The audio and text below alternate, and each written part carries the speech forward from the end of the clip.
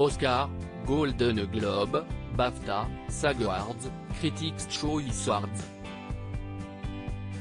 Chaque année, les cérémonies qui récompensent les professionnels du 7e art sont nombreuses. Mais alors que ces dernières visent à honorer les meilleures performances de l'année, elles ont inspiré à un panel d'Hollywood la création des Razzie Awards, contre-pied des récompenses de cinéma, qui décernent chaque année des prix pour les pires acteurs, scénaristes, réalisateurs, musiciens etc. L'édition 2022, qui se tiendra le 26 mars, semble avoir jeté son dévolu sur Bruce Willis, qui figure dans pas moins de 8 films nommés.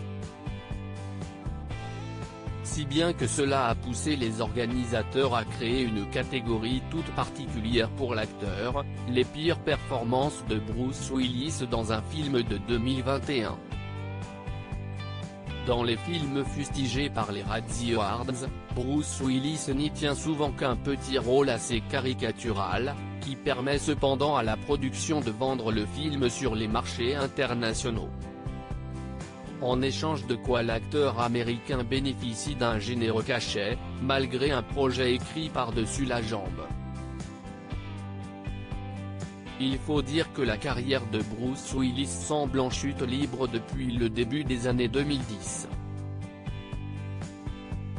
En dehors de quelques films comme Moonrise Kingdom, Glass ou encore Brooklyn Affairs, l'acteur s'est surtout contenté de films et séries B qui ne lui demandent que quelques jours de tournage.